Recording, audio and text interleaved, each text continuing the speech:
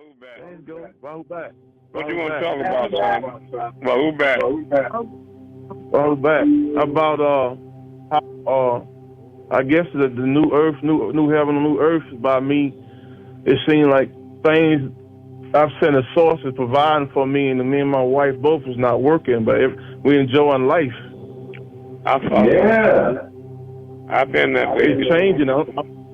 Yes, and I'm not. Well, you know what the scriptures tell you. What the scriptures tell you. Have you considered the lilies of the field? How they spin out, nor do they toil, But not even Solomon, all of his greatness, is arrayed as wonderfully as them. Are you following me? In other words, even the tiniest sparrow he provides for. You ever see a flock of sparrows? You ever see a flock of sparrows and they land on the ground? Yeah, you look at them and you can't tell one from the other. They're all the same size, the same. They all look identical, right? Yeah. Right. Well, there's somebody providing for them to keep them just like that. It's the Most High. Even more so would he provide for you, right? Right. He was providing for us before there was a such thing as jobs or money. That's right. That's right. He is the sustainer, Ar-Razak, the provider. Rahul Bat family, how are you all doing today? Doing our best, Rahul Bat. All right. Rahul Bat. Doing great. All is well. All right. I'm glad it's going well for you. You know, I kind of wish this mission was kind of picking up a little bit. We have some difficulty. We haven't gotten a chance to, some issues with that, but I'm sure the Most High will straighten it out. All right. Now, who was that spiritual experience they'd like to share with us on that first question? I got one that I'd like to share. Very good. I just remembered, it happened years ago. I had a vivid dream. I mean, at this point, I'm pretty sure it was not a dream. 7 participants in the conference. Picked up. Please announce yourself. Okay.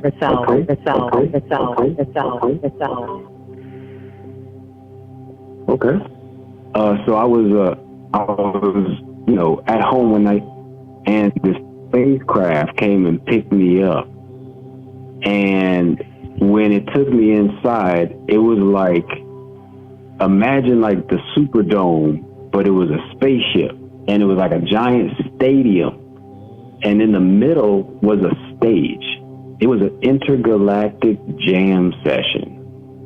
They had musicians and performers from all areas of the galaxy, from different galaxies, and like they were human looking beings, but they weren't from Earth.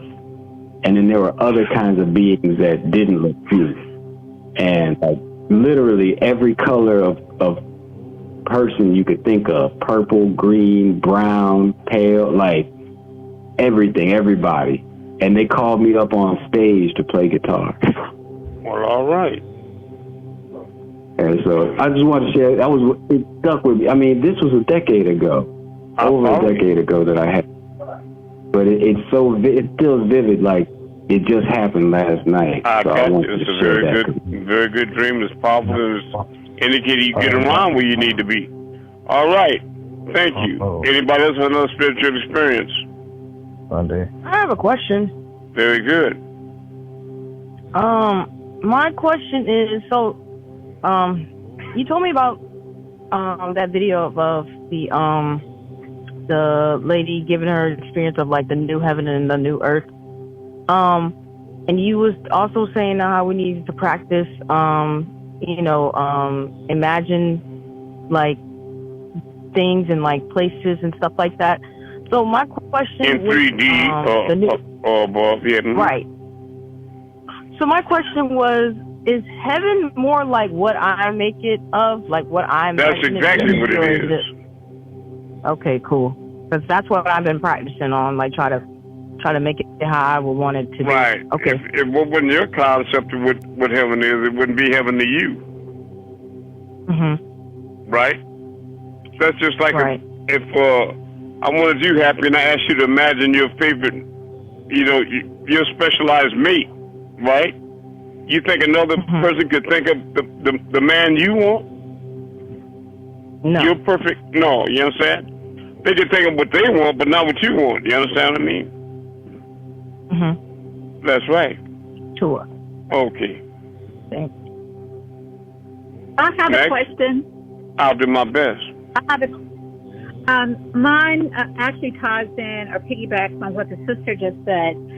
Previously in class, you said that, and correct me if I'm misquoting, that desires rhyme with fires. So is that a good thing or not a good thing, that when we desire things, we're binding ourselves?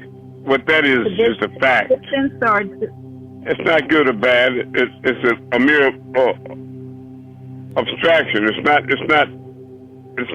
not good or evil. It's like fire. Is that fire good or evil? It depends on what you do with it. Yes, right. It can be. Whether you burn down a house or warm a baby formula, right? Your will dictates whether things are good or evil. I will tell you this, a cosmic law. All things are good to the righteous, and to the unrighteous, all things are evil. Okay. Overstand. Okay. Yeah, you can run away with that if you're immature and mess up. Sure. Okay, so But it deserves concentration. Yes. So when we are imagining our heaven with joy and bliss and our mate, our ideal mate, and all these things, which are desires, as long as we feel that that's from the heart or from the core. Right, because you got some women would like to have a female for a mate, and that would be heaven to them. Right. Right, too. So right. I guess my question also is that on the spiritual and plane, some people don't want a mate at all.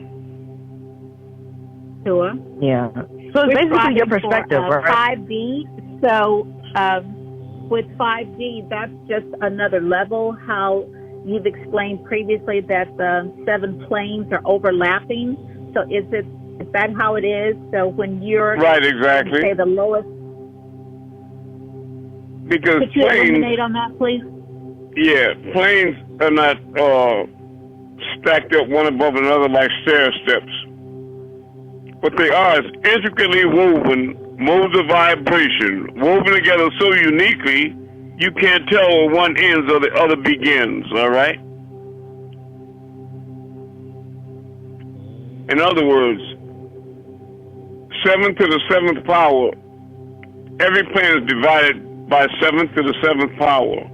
That's almost infinite. But that means that if you're on the highest plane of the 4th plane and somebody else on the lowest plane of the 5th plane, you're basically in the same place. Sure. Right?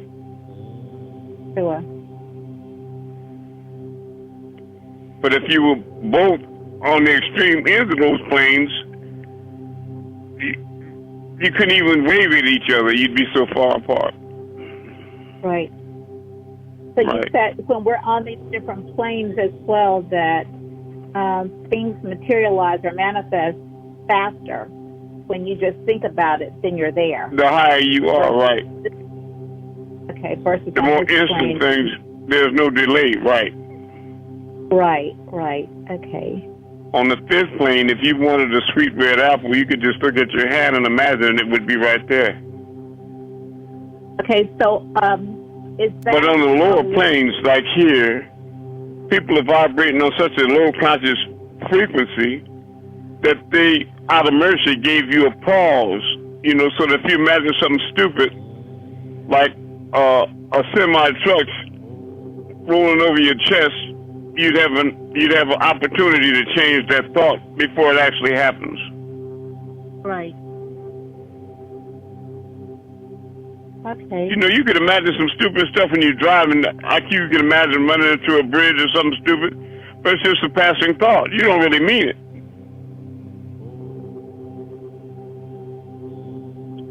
That's true. That's true. So, Sure it is. So when we think about, say, for instance, these different oceans that is blue as far as you can see with white sand and your mate there, and so when I'm imagining this, there are other people that are on that same level, correct? And that's why you all will be in the same heaven.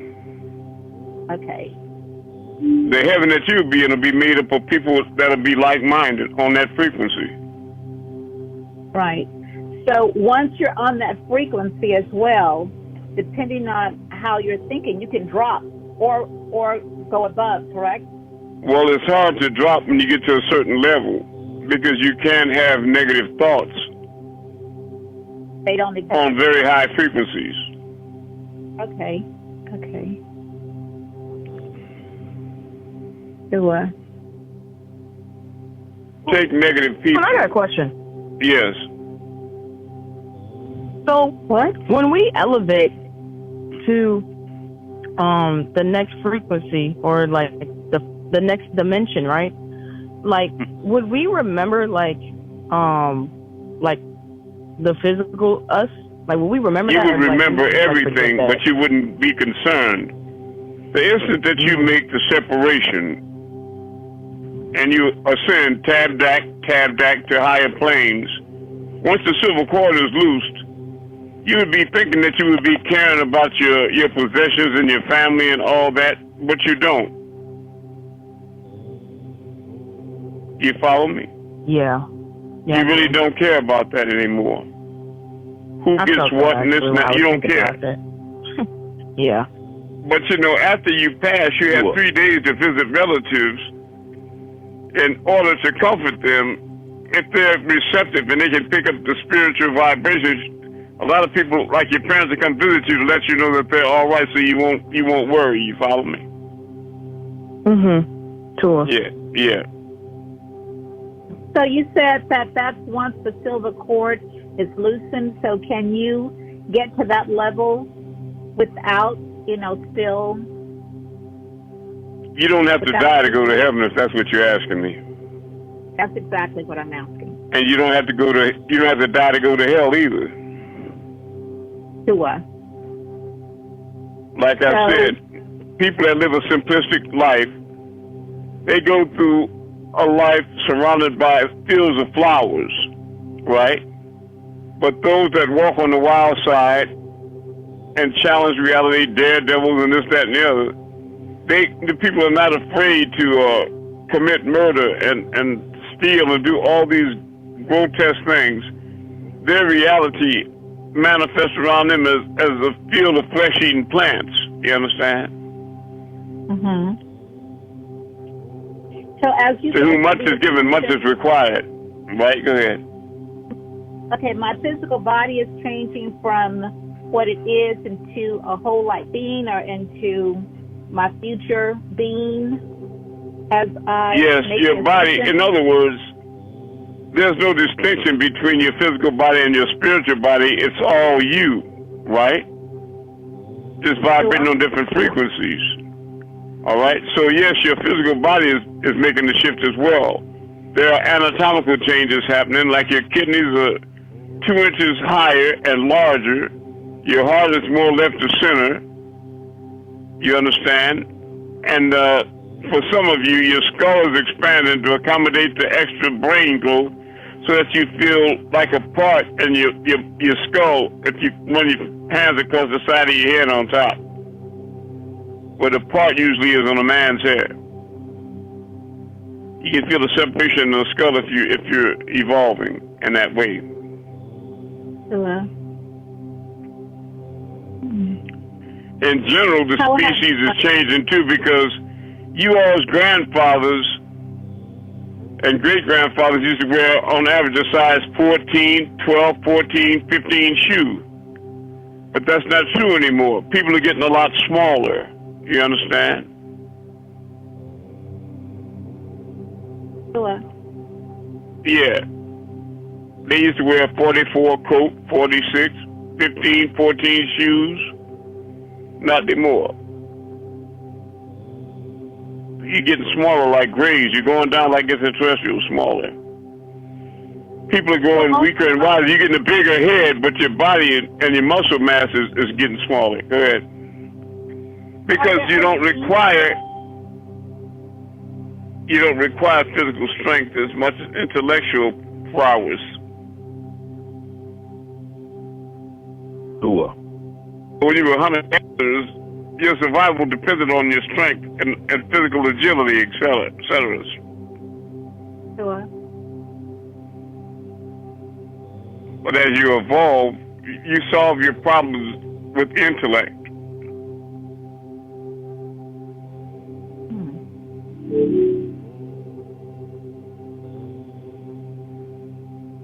It's a very interesting thing happening.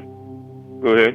So currently, you said that on risk, they're not just Riskians, there are other beings there, correct? On risk, yes, there are other species in the great empire of the Riskians, many different species, including Draconians. Okay, so... We have 3 great continents on risk. One is called Zarakina, Kushmuster, but on Zarakina, we extended that. That's mostly a water continent, and we extended that to reptilians. Of course, we have a border, so reptilians can't cross over into the greater risk, but all Riskians can travel back and forth across the border freely.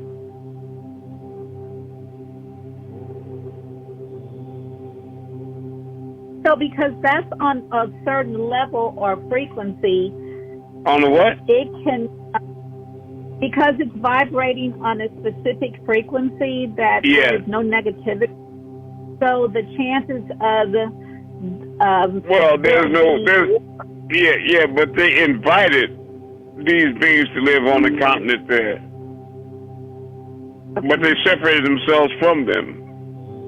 Huawei. Right? Sure. Risk is a large place. It's 3 to 10 times larger than this Earth.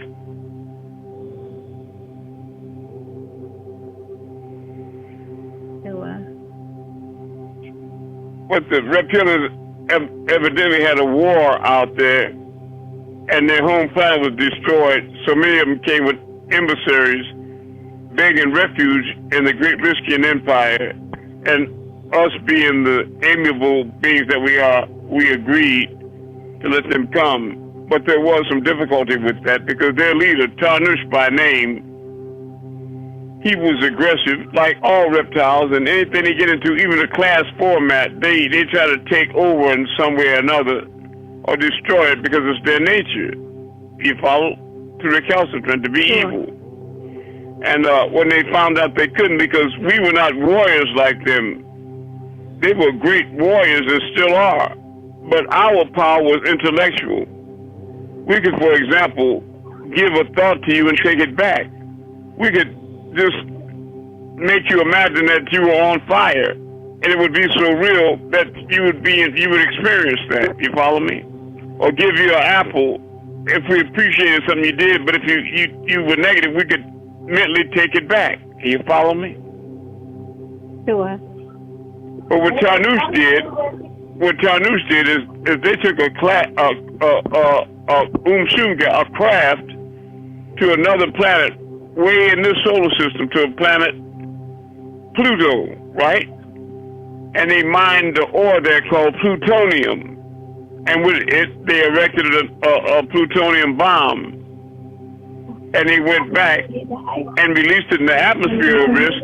And when it exploded, it caused a rupture in the atmosphere over risk, a hole in the ozone layer that allowed the rays from the tri-solar system, the ultraviolet rays, to penetrate, the damaging, harmful rays to penetrate to the surface, and made risk uninhabitable for us. So many of us went underground, and others got together with a community project with a lot of species, and we built large crafts, a fleet of what you call Nibiru, one of which is involved in this Earth project and this solar system that circumambulates between risk and Earth, or your sun, and it's called a Shah, rather. I mean, it's 3,600 years oval track that it takes from risk, and then it goes all the way to this solar system and back. It takes 36,000 years. And there's another trip that it makes between Orion and Earth that takes 25,000 Please years. your phone. Thank you. And that's called AIM. Okay, Thank you. so we're going through Vesica Pisces with Mother Gaia right now. So Yeah, Vesica Pisces. You're splitting into two worlds. Is Shambhala and Antarctica? Am I saying that Antarctica? Are they doing the same thing? They're all part of the Earth. Yes. Okay, so it's happening there on that level as well. Yes.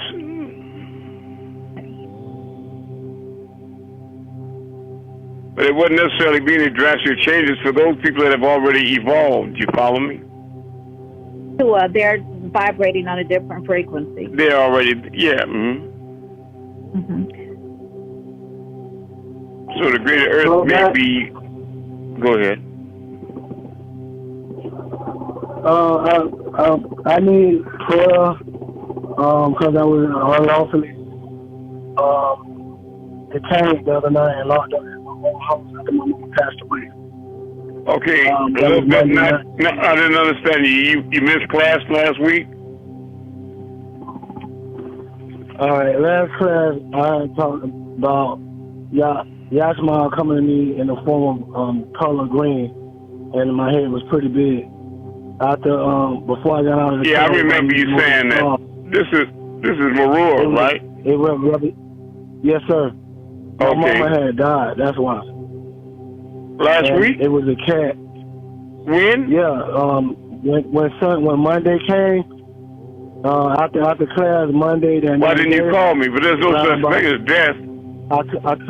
I couldn't reach you. Well, when you can't reach me, call. Listen, son. When you can't reach me, call Anukas. Okay. You have a number? I was unlawfully locked up. Yes, sir. I was unlawfully locked up, and they told me that, the cops pulled up at my house because my brother was acting like my mama. And I think my mama had gotten into my brother because he was with this girl that my mama didn't like. And the girl was actually, 5 years ago talking bad about my mom. And before my mama passed away... What did they say the cause of her passing was? They haven't told me because I have yet to know. After that, they locked me up. I just got out. I just burned out. Yeah. And what were you locked up for? They said I beat up the cops. Oh. And I didn't touch nobody. I didn't touch you cursed them out? And they took. I didn't even curse them out. Okay. Well, you wouldn't be the first black person that they unjustly incarcerated. This would be the third time they did me like this. Well, he's still black though, right? Yes, sir. Well, nothing changed there. Well, my mama. You see what it is? Let me explain. What it is with certain beings, and you, I believe, fit in that category. Certain ones of us that have extraterrestrial descendancy, when you're born, sometimes we have blue and green spots on our back and buttocks or whatever. In other words, there are genetic markers and spiritual auras and different things. Always remember, the devil and his host perceive you from which you perceive them not. And when you're in school, teachers can figure that out, and their spices will go off. They try to embarrass you in front of the class and find reasons to give you bad marks. And I remember I was in elementary school, and I had a teacher, Miss Walker, and she assigned us to go and write a paper on the dinosaurs. And I wrote a 3-page report on dinosaurs, and when I brought it to her and turned it in, it was so powerful that she just said, Darrensburg, you got this out of a book. You copied this out of a book. It hurt me so bad, I went to tell my mother, man, and she came to school. She said, Miss Darrensburg, I don't care what you say. He copied this out of a book. But I didn't. You understand? Because I was the kind of being that was capable of that. You follow? But that's what they do. When I was in 6th grade in junior high, I went to band class, and Mr. Rovansak was the teacher. And I have a cousin, his name is Sonny Stitt, the famous saxophone player. Maybe Andrew knows him. Yeah, Sonny Stitt is my cousin. And I told Mr. Rovansak I wanted to play a saxophone. And that peckerwood looked at me and said I didn't have the lips for it. I don't have big lips, but my point is, white people play saxophones, and I know I got more lips than them. You understand? So, they tried to discourage you, and he gave me a cornet to play, and I didn't want that.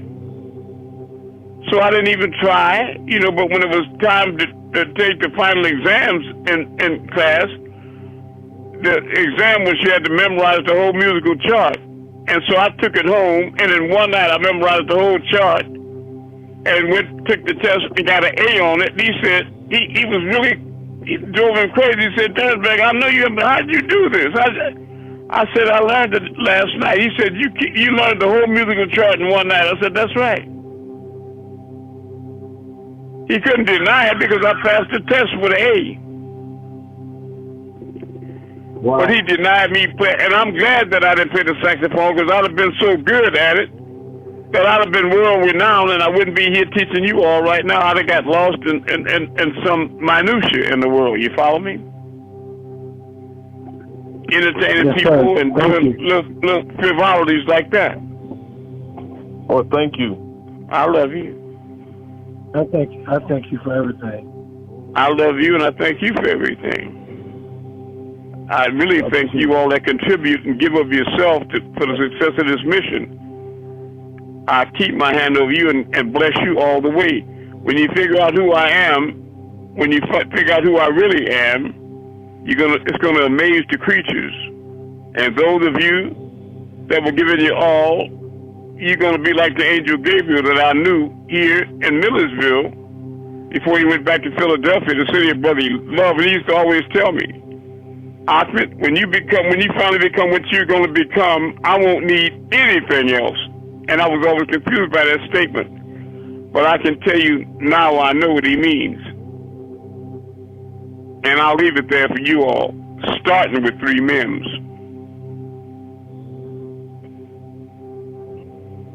Next question. I have a question. Cool. Yes. Rahubat.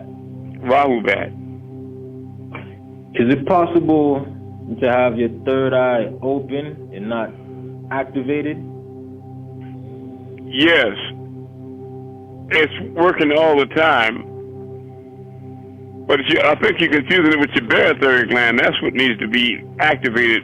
But your third eye is always open because when you a little child, you can be in school and you can imagine your house and your home. You can see it, your front door, or what it is, your grandmother's house. Or you in fact, you daydream and see a lot of things in with your mind's eye. You follow me? Or a simple thing.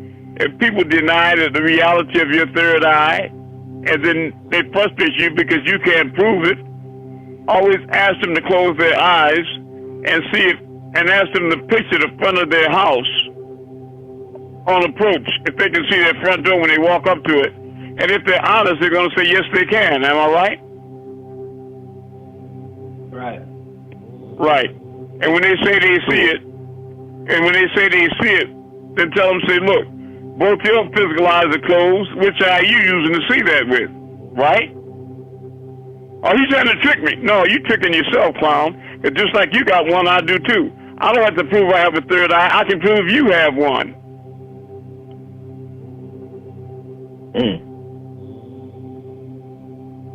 Can the church say amen?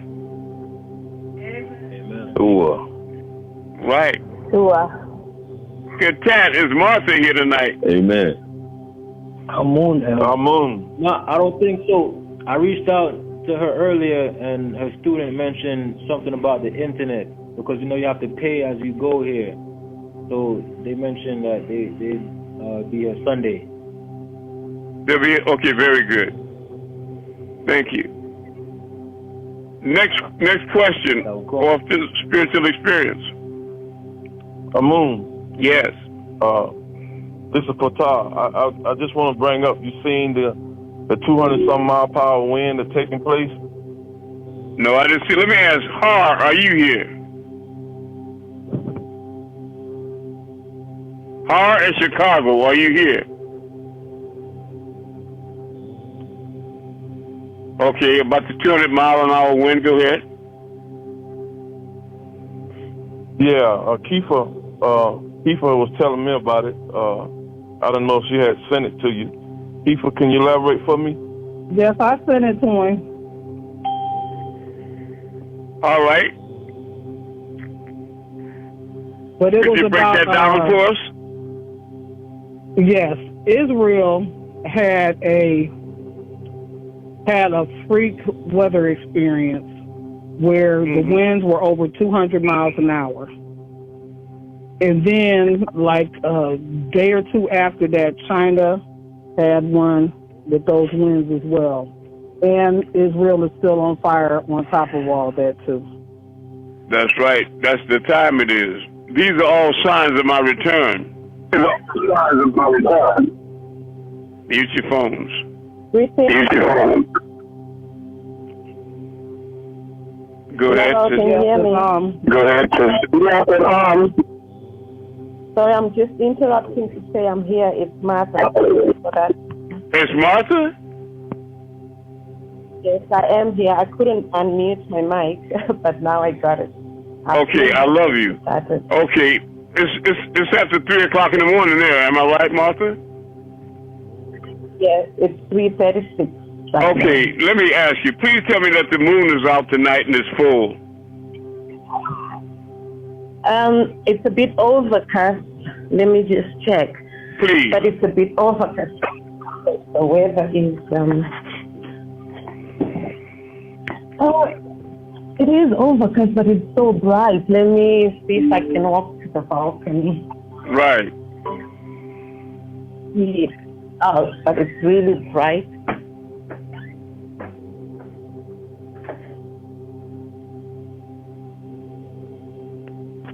Let me just grab all the lights.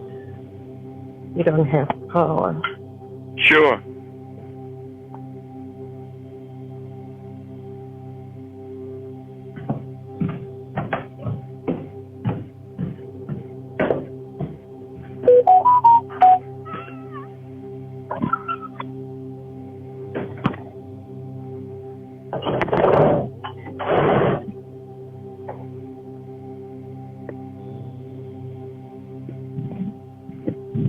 Have patience, you all. She's in Africa, in Zimbabwe. It is out. It is out. All right. You're looking at it, right? I'm looking at it, and the clouds are moving quite fast. Okay. Yeah. All right. Would you like me to? Okay. I'm going to make it raise up. Raise up in the name of Amun-Rayay.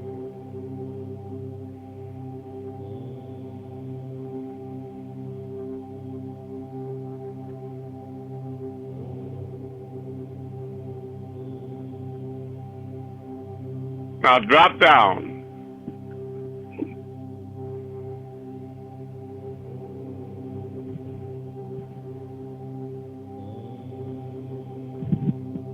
Now go in a circle. You see it? It has become so bright. That's right. That's my energy. Now I'm going to make it go in a circle, clockwise.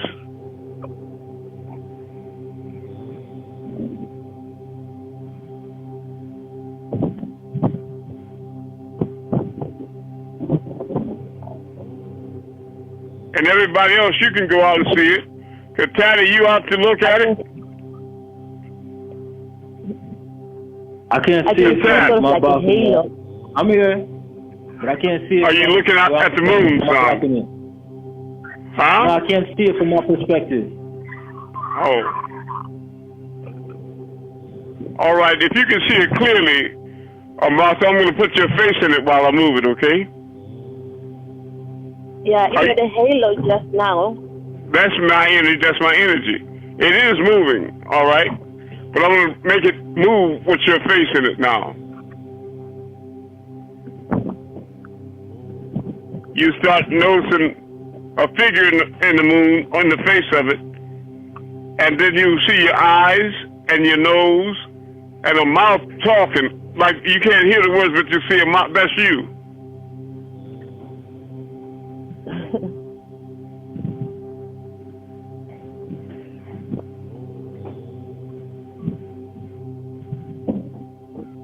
Yeah, does it have the side profile? That's right. That's you. I can sort of like make it out, yeah. Yeah, and your mouth is moving. Yeah, you see your eyes, your nose, your skin color. You're the woman in the moon, Martha. I can see that. Thank you. I love you. That's it. And please, would everybody please welcome Martha home, please? Welcome home. Thank you, Martha. Welcome home. Welcome home, Martha. Welcome home. Yeah. Great. Appreciate you taking your time out, Martha. Yeah, thank you for taking this time out. And any question that you have, please ask now, because I'll give you priority now because of the expense extra and what have you that you go through. No, for the phone. I know, I'm just trying to get up over there. Will you all mute your phones, please? Mute your phone. Martha, whatever questions you have. So when Brother Tahim was here, and I told him about my experience with the grave, yes, I've been trying into that time to sort of like transport myself to find out what happened. But there's a blockage. I can't do that. So well, you can do it, but you have some doubt. You approach that with doubt this time. In other words, your potential is unlimited, and anything you can imagine you can do. But it's like Jesus, the Messiah, when he walked out on the water of the Sea of Galilee, and the disciples were in the boat, and Simon Peter bid him to come out on the waves. And he said, yes, Simon Peter, I bid you to come out onto the waves. He stepped out the boat on faith and started walking on the water towards Jesus. But that day there was a high wind and the waves were exceptionally choppy. The water was white. And for an instant, he cast his sight to the side and looked at those waves, and he began to doubt. And immediately he began to sink. But he was fortunately close enough to the Messiah for him to grab his hand and pull him back up and say, oh, you have so little faith, remember? Mm-hmm. But a lot of people forget that Simon Peter walked on the water just like Jesus. Yeah. That's when he said, man will do greater things than I. Remember that? That's true. Is your background Christianity or Islam? No, which is it? African spirituality. Okay. Could you give us some concept of what that's about? Okay. My people, we believe that the soul continues, and that's that right. At the highest point of evolution, there is an androgynous being we call Mai Baba or Mari Baba. That's right. It's not male or female, right? Yes, but exactly. yet both. So, yeah. Yeah, but there are stages that one has to go through, and when a person sort of like sheds their body, we leave them in sort of like a purgatory where we don't do any ceremonies, and then after a year, we do a ceremony that is called Kurora Gora. And this Kurora Gora is we're accepting that the higher soul of this person is elevated, but their body still contains their earthly soul, which is a lesser soul, but it can guide the clans or the tribes in whatever they want, because it holds the DNA of the past. Right. That is attached to the body. Very good. That sounds like right knowledge. You follow? Because we're neither Christians or Buddhists or Muslims either. Although we went through all those, I went through the schools of Christianity. As such, I'm a pastor. I'm also a Muslim imam, and I am a rabbi and an Egyptologist. I had to learn these vast and variegated schools because my people are so scattered in the world of the different castes and belief systems. You follow me? Yes, I do. I do. So, and I actually do believe. I'm happy to be a student sitting at your feet and learn more about that, okay? Thank you. Amun. Okay, I just Go ahead, Martha. Hey, Martha, can you... That, I'm sorry, go ahead. Yes, okay, I know I was just about to just reaffirm what he was saying, that one can have all those other backgrounds as far as spirituality is concerned, but we are one people, and we all come from one root. Because when I was having my awakening, I had a dream where I was in Great Zimbabwe, and there was a sphinx made out of granite, and looking at this sphinx, it opened its mouth, and an Egyptian woman came out, like a female pharaoh, came out of that mouth, and she was instructing me some things that she told me. So I really do believe we're just one people and one belief, just interpreted in different ways. Exactly. We're different expressions of one universal mind. Right. We have an affirmation, we call it Kulum, and it goes like this: I am in the love of all, and all love is in me. I am a part of all, and all is a part of me. I am one with all, and all is one with me.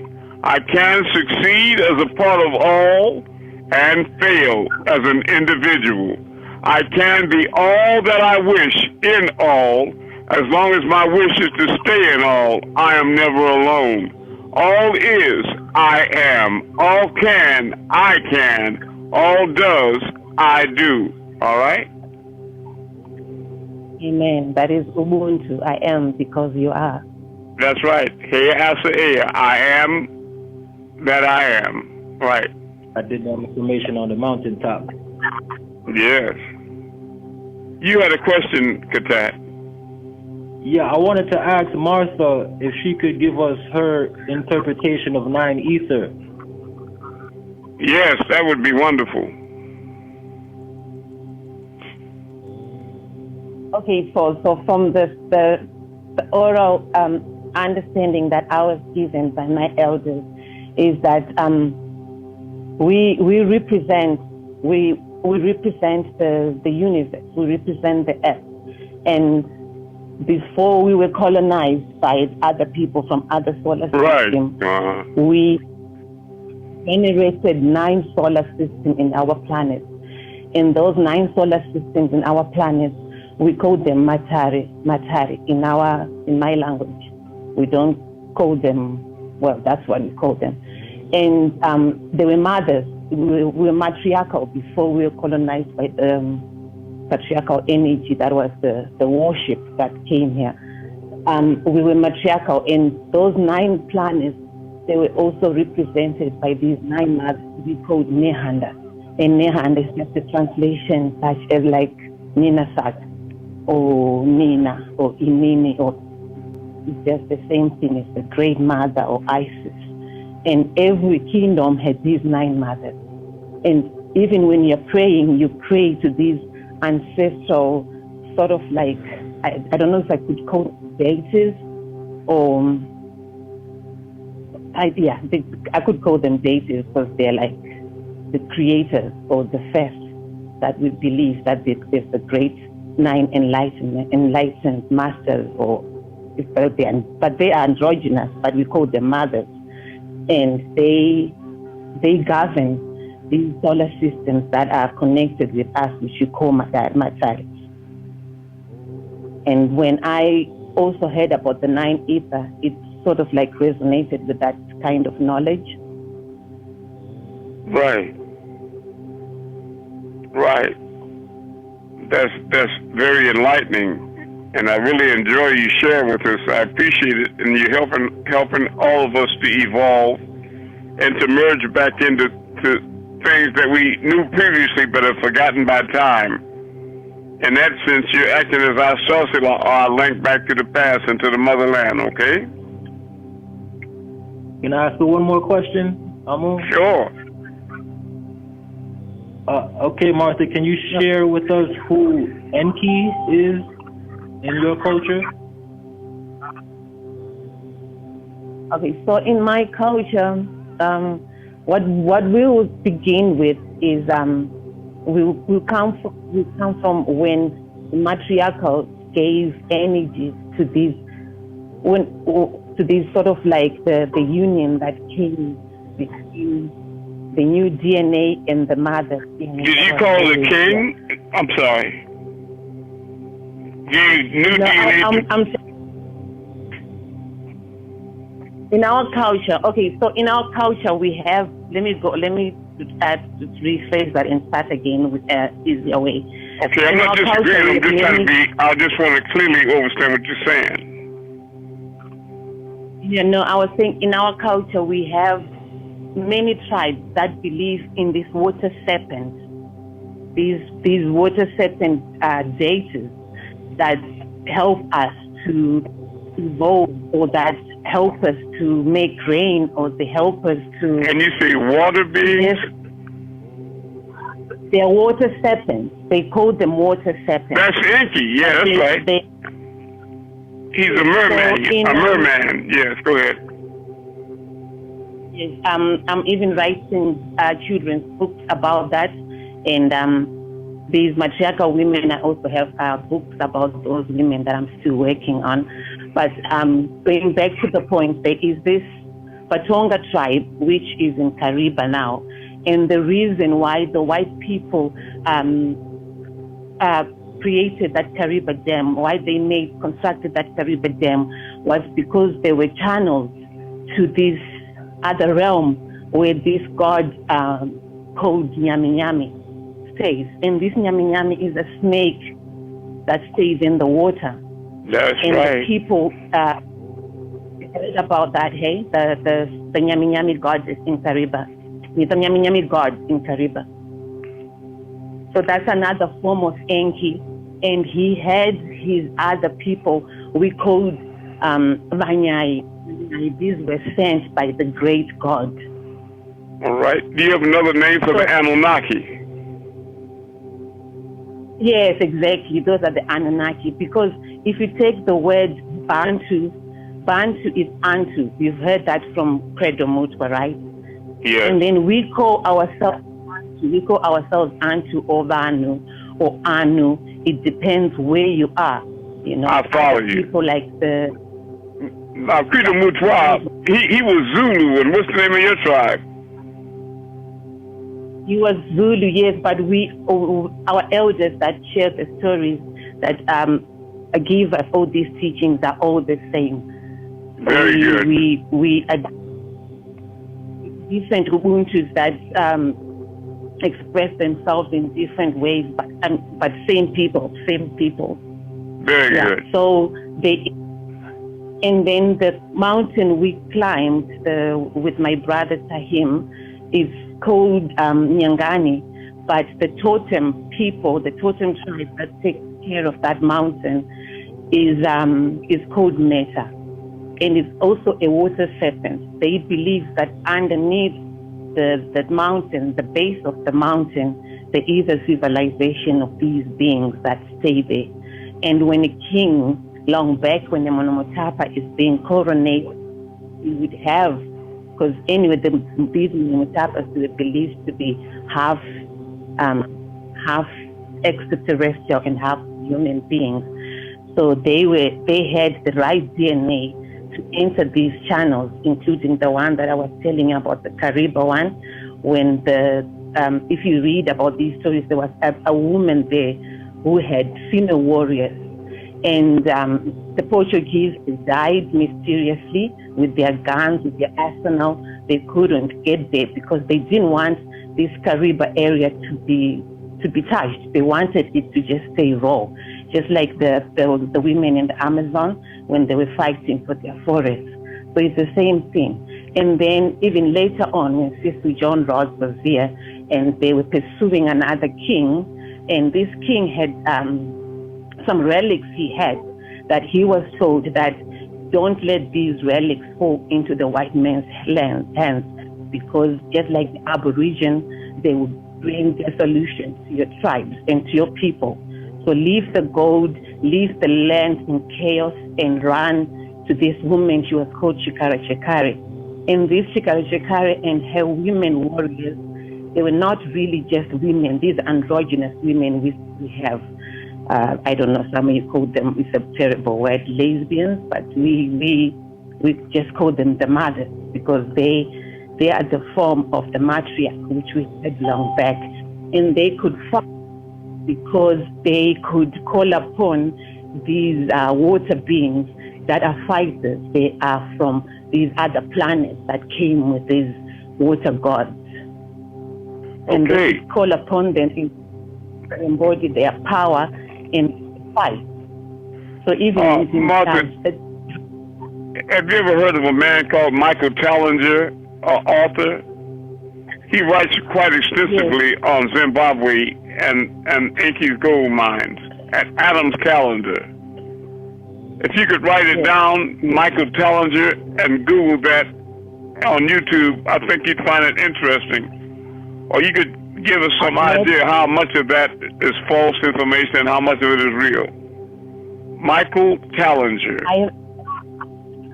I have met him. I used to volunteer at a museum here, and he's always there because it's a Sister John Ross Museum, and it holds a lot of colonial and pre-colonial history. So I've met him, and he gave me a book about the other parts that he's got. But he's got some things right, and then he's got also other things a little bit biased because of his white supremacy. Way he talks about people as pale gods. You cannot live near this pale, you know. I follow you. That's what I wanted to know. How much of that we could take as right knowledge, and I knew that you could. I'm just privileged to know somebody that knows people like Michael Tallinger. But for the others of you here, please do some research on Michael Tallinger, YouTube, Alan's Calendar, or Inky's Gold Mines. Well, Martha, thank you for sharing, and I hope over time that you share more and more with us. But I tell you what I promise to do, the next time we speak, and it's a clear night there, I'll let you pick out any stars, and I'll make them come closer to you, and make them fall and rise many times. And in fact, I'll move the whole creation for you in many directions, any direction you ask, you right? Because what is going to be revealed to you, that these beings that we refer to as chimera, that are part extraterrestrial and part human, I am such a being. You follow me? So I know what you're saying is true. Right? Have you all ever heard of Amun-Rayay? An Egyptian? Sure. Yes. Sure. That's me. I know it sounds wild that somebody in the West could be saying that, but as the sun rises in the east and sets in the west, so shall also be the coming of the Son of Man to the west. It's true. But I was originally in the east, in Africa, right? Sure. Yeah. But it's that time Thank again. you, Martha. Yes, thank you, Martha. Thank you for sharing with us, Martha. Thank you, Martha. Thank you. Yes, thank you for sharing. We really appreciate you. Thank you. All right. Any other questions? I have a question. Very good. Lately I've been noticing like some, like, let's just say not even just the celebrities, but like some people in general, like they'll be acting evil, or like they kind of worship, like, you know, their actions kind of worship like kind of evil things, demons and the devils and stuff like that.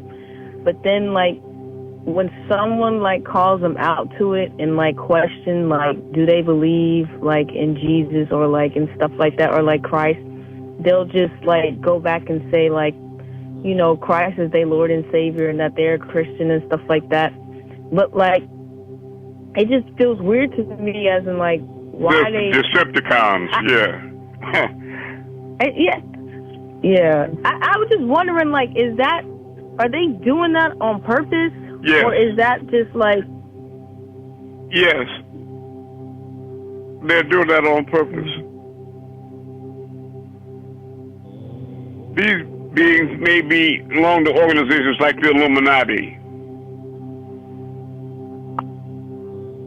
And they can be identified sometimes. If you look on their pinky finger, it may be fingernail polish black, or on one toe, or on one finger. You follow me? Mm-hmm. They have distinguishing marks so they can identify one another, right?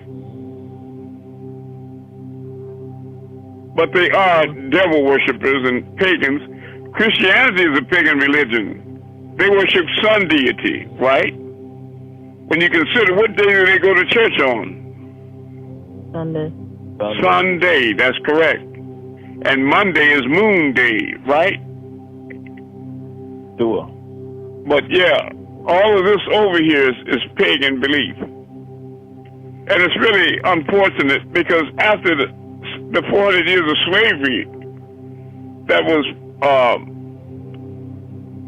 heaped on our people, when they were kidnapped from Africa, they were programmed in such a way that now when you ask a brother or sister that you meet commonly on the streets, do you really believe in Christianity and the white man's religion, is that and the other? They say yes. Because when you tell them and you try to explain to them the truth, you know, if you ask them questions, where were you at basically geographically about 500 years ago? And they'll say, well, we were in Africa, many of us. That's right. Well, when you were in Africa, did you speak English? No. Did you know what a white man was? No.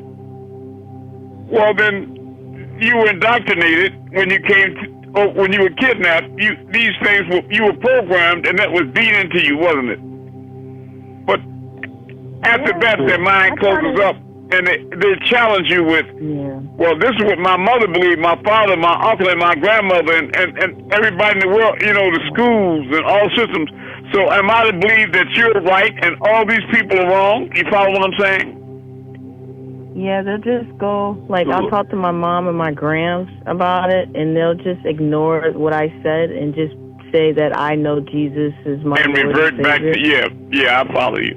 And then I also noticed, like, when you said that, like, they start to say, some black people here, they'll start to say that we were already here. There were many of us that were here, indigenous to this continent, right? I just feel like I don't know. Did you know there were 9 black presidents here before the white man came? There were tribes here. The indigenous people in North America were black tribes, like the Washita. What is the 9th black president, Katat? You remember his name? What is it? John Henson.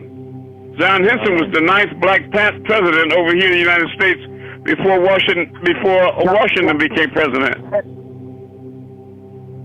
John Henson. John Hanson, exactly.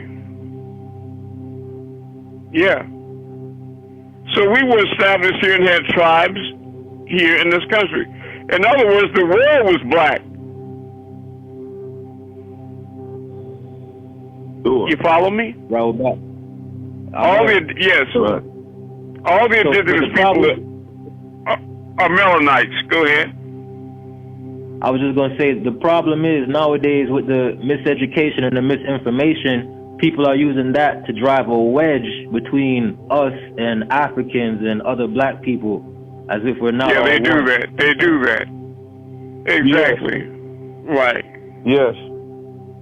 And they try to attack you with what white people do commonly. I found out they say all of a sudden you're being prejudiced. You kind of cause division in beliefs. You're trying to make God black and the original man black. You follow me?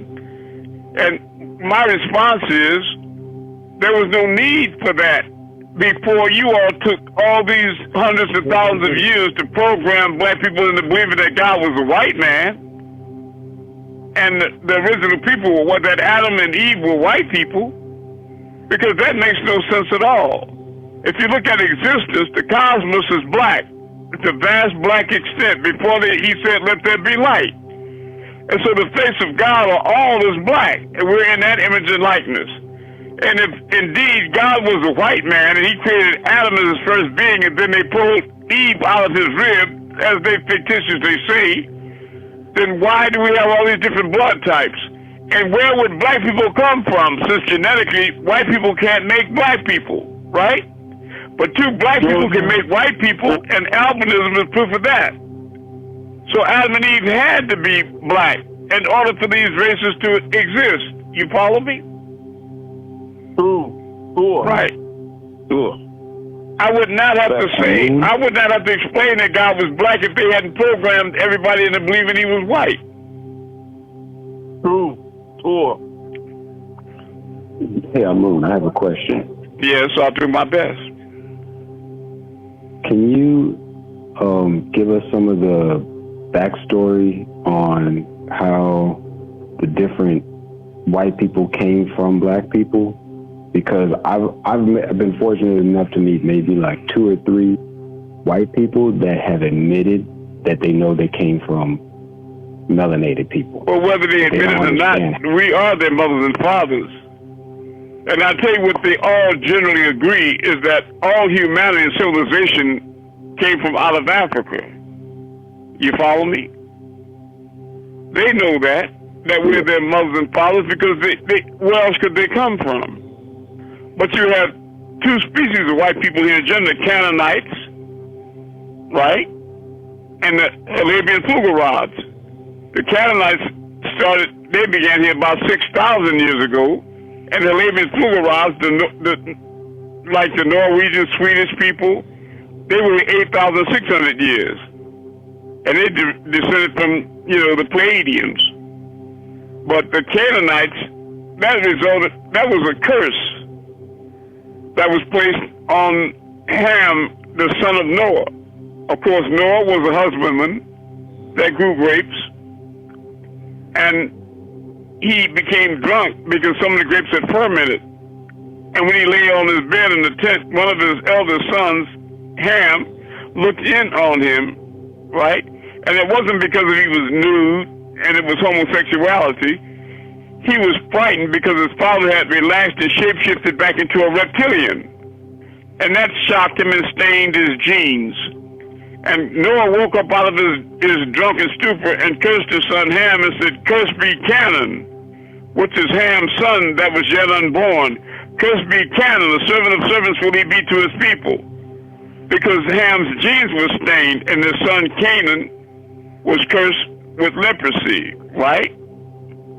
He still had hair like a Nubian, but he had white skin. He was melanin recessive. And out of him came 11 tribes, the 11 tribes of Canaan, like the Girgashites, Amorites, all these different ites, right? There's 12 tribes of Canaan, so that's where they originated from, right? And when you look at it, for example, in war and traumatic situations where soldiers going to trench warfare, and there are bombs and bullets going off everywhere, and they could be sharing a cigarette with a soldier next to him in the trench, and a bomb takes his head off his shoulders while they're in mid-conversation. That shocks and frightens the person so much that it's been reported that some white people come out of the trench in one day and their hair's completely white. You follow me? Fear can cause your genes to make you white. That's right. But it was generational with Ham's son, because his son Canaan was the one that received the curse of leprosy.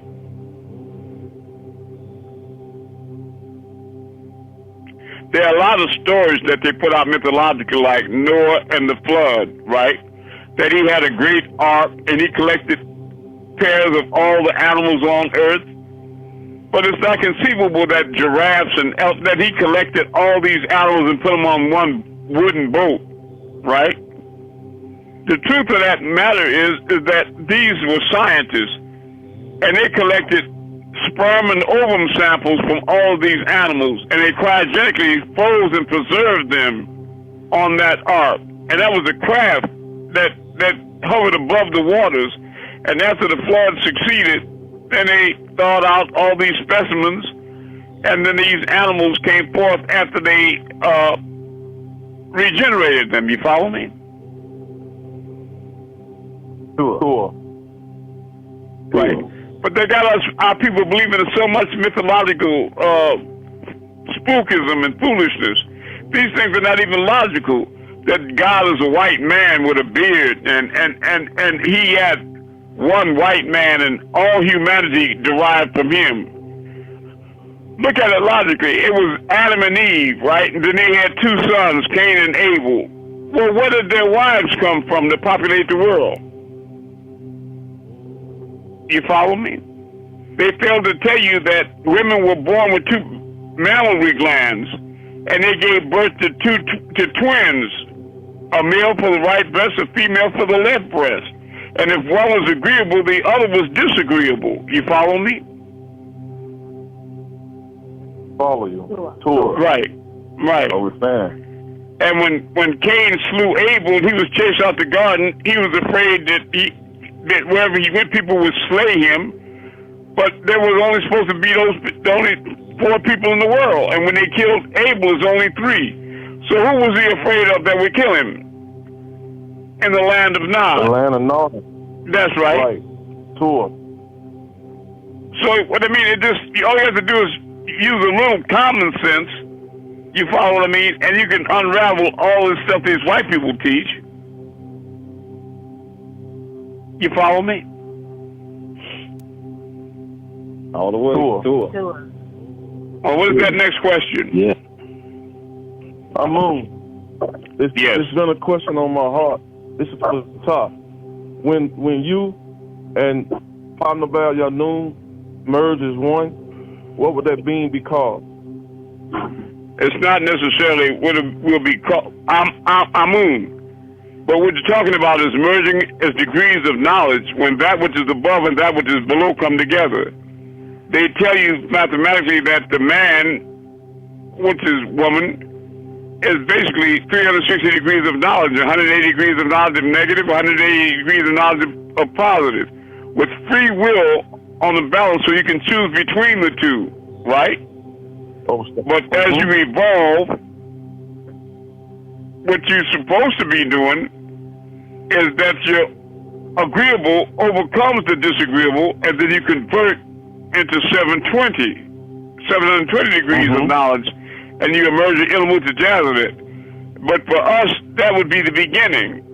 Father Bab Yanun already has 720. So when the 720, when the 360 divides against, the 720 divides against itself, and the agreeable overcomes the disagreeable, then we'll emerge in the 1440, right? Right.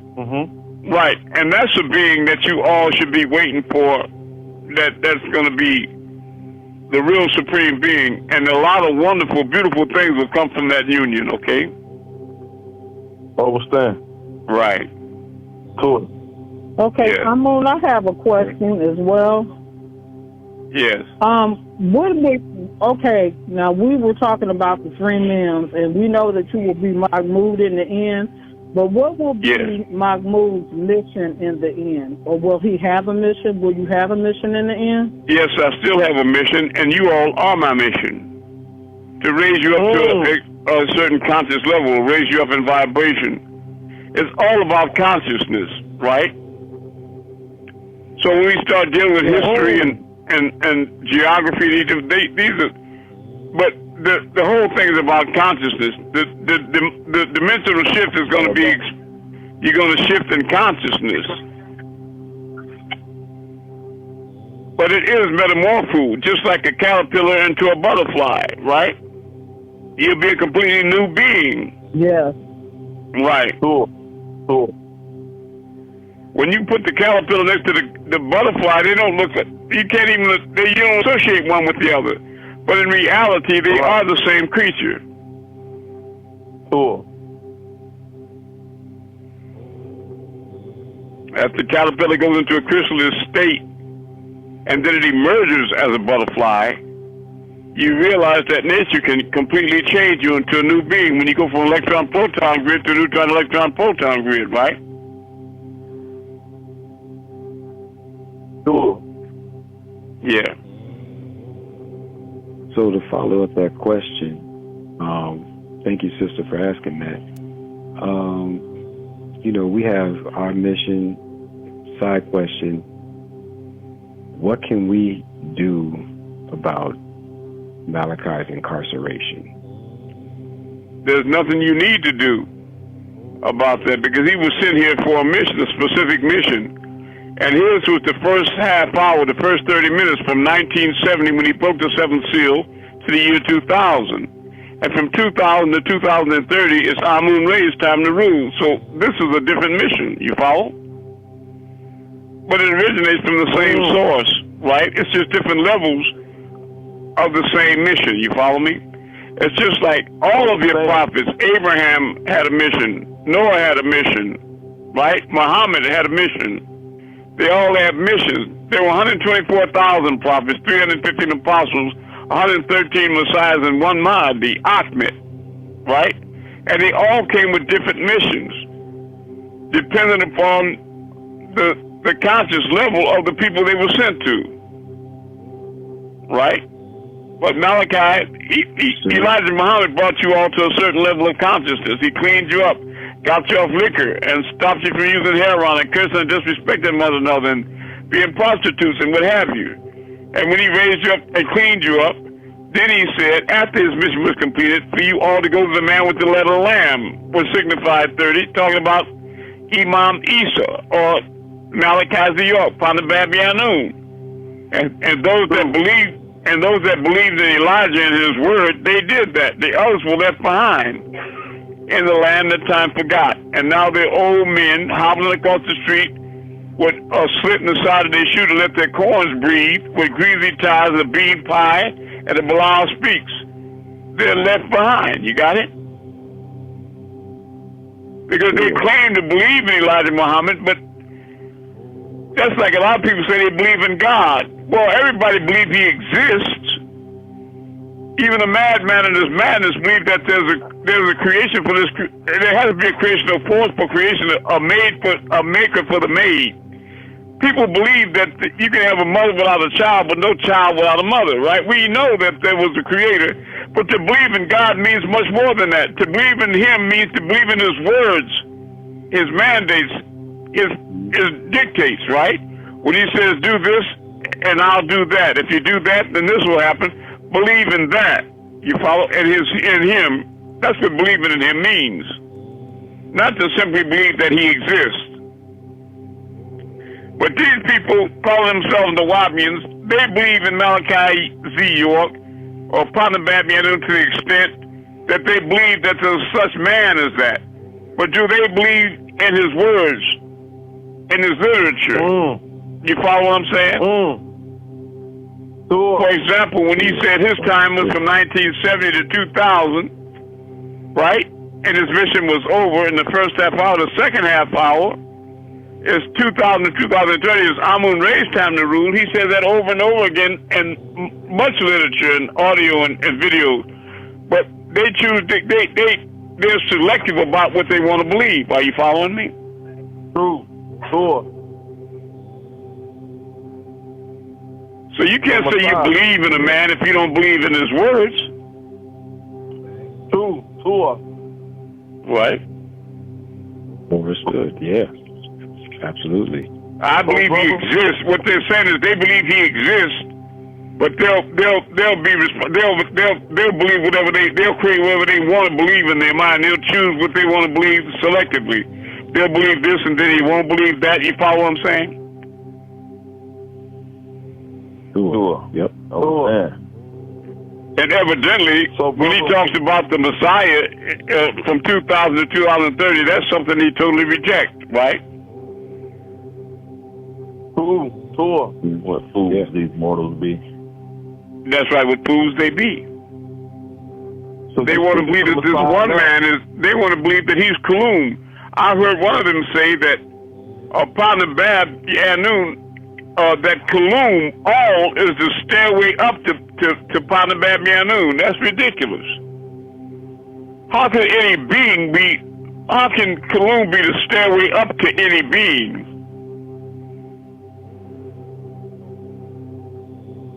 You follow me? Yeah, that makes sense. That's right. Wow. But you can say anything with your mouth. You can form words.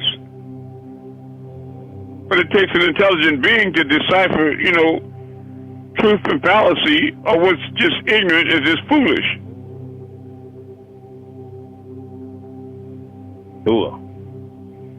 Certainly about what healers are with the Nate. We have removed your veil so your sight is sharp, right? You're seeing things clearer now.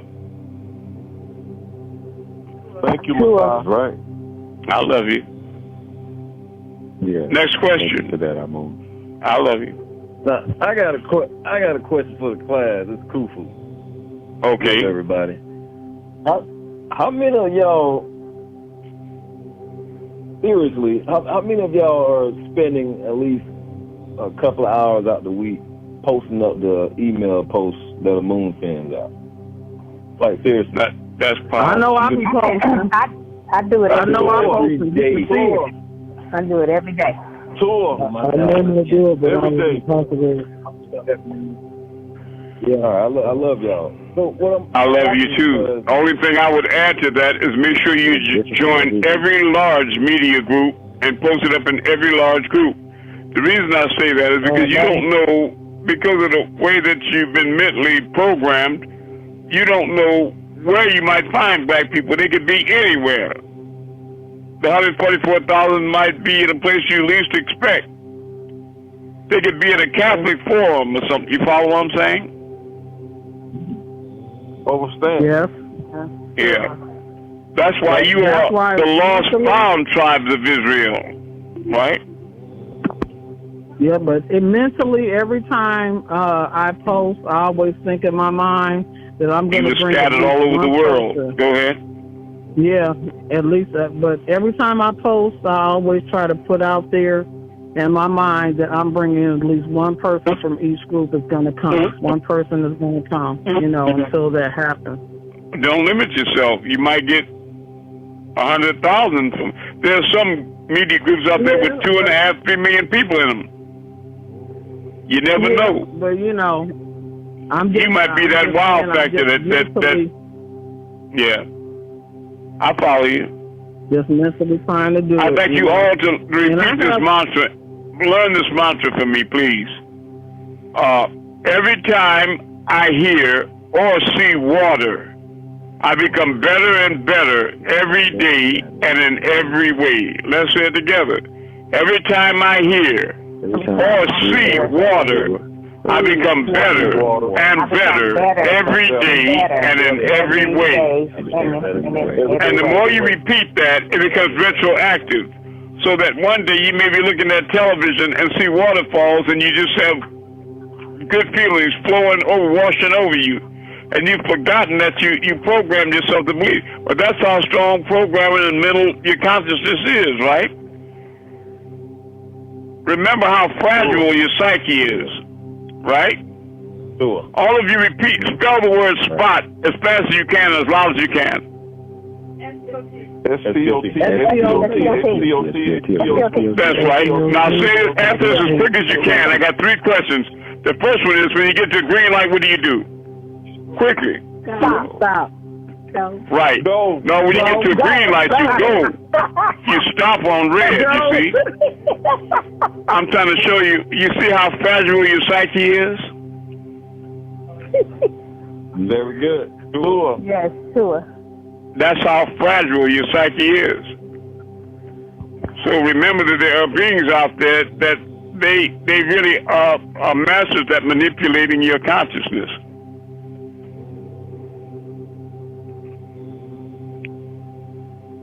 Just remember, I got to keep thinking, or you start sinking. Right? Go ahead. I have another question for you. Now, since I've been back up here in Ohio, I've noticed I've had a few experiences with some melanated people, and I know they have mental health issues.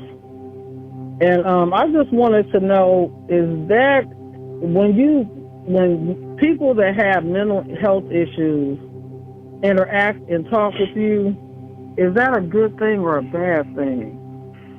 Well, you know, the description of mental health and some of the vernacular is that they're mad. These people are in madness. And are you following what I'm saying?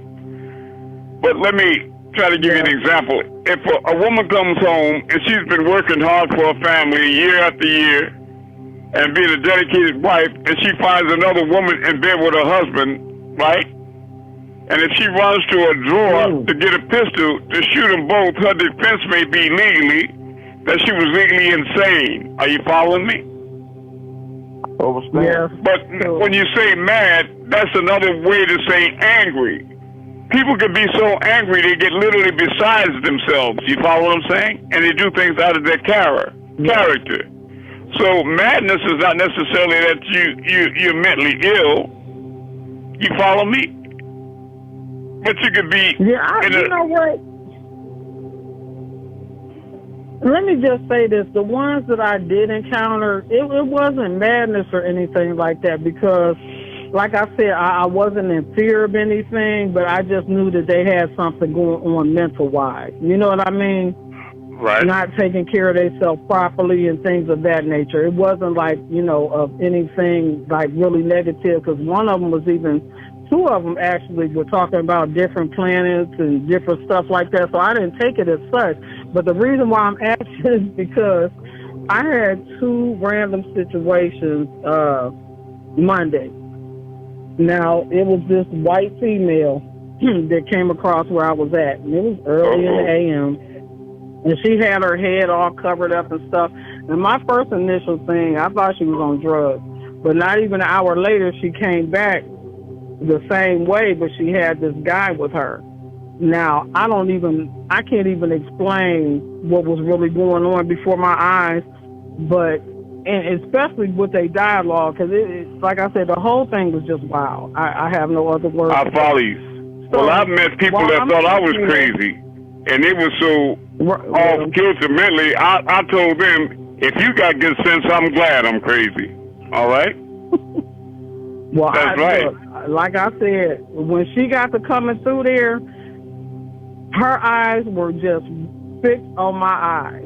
There was a pillar there. And she was, I don't know what she was saying, but she was just going on looking at me the whole time.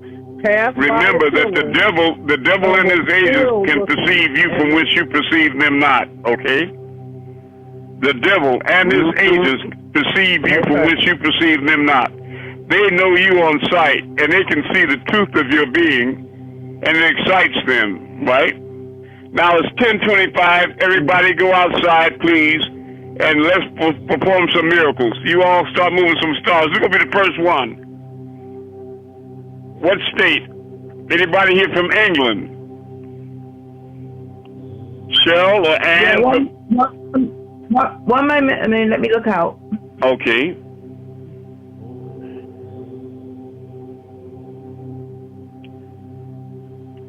What do you see in the sky in Florida, and Illinois, and Virginia, Texas?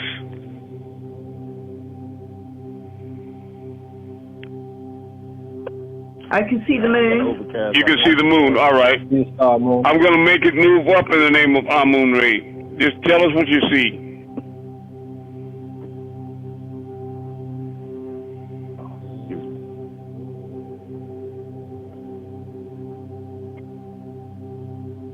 It's moving up. All right. Now drop down.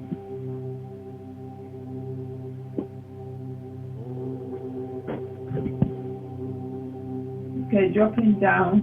All right, now I'm going to make it move in a counterclockwise circle, and I'll put you in the moon.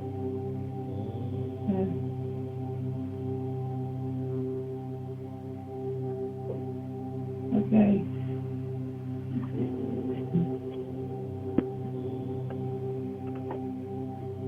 Yes, I can see that. You can see yourself in there now? Yeah, I can see. Your eyes, the nose, and your mouth is moving. Oh, yeah. You're the woman in the moon. All right, next person. Come in. I see a star. Okay. I see a stone. Okay, where are you located, brother? I'm in Africa. Okay, you in Africa. Okay, you see a star? All right. Yep. Raise up in the name of the Messiah.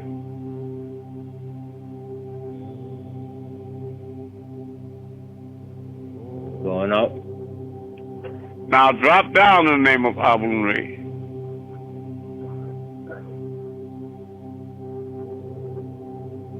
Dropping down. Go in a circle clockwise.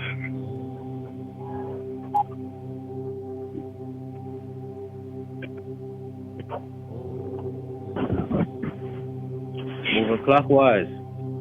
Now come closer to him in the name of the Messiah.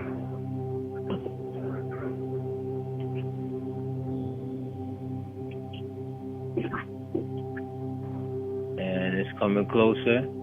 Now go back out. Into it.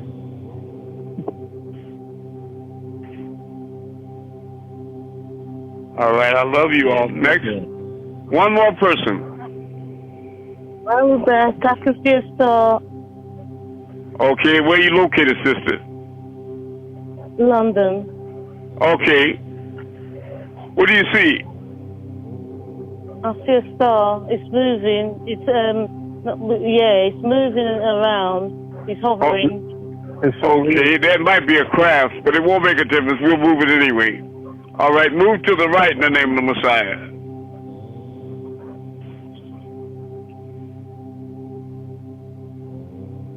Yeah, it's moving. Uh-huh.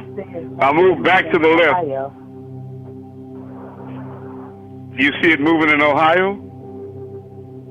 Yes. All right. Now raise up in the name of Amun-Rayay.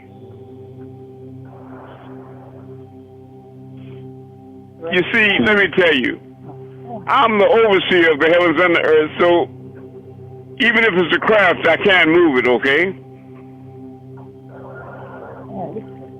But I want you all to know that I love you with all my heart, more than you could ever love yourself, because you have to relearn loving yourself and one another, okay? But we are all one divine love. Please let's dedicate ourselves to the mission of waking up all of our people on earth. Peace, Nita authority, Amun-Rayay, Asa, servant of the 144,000. Peace.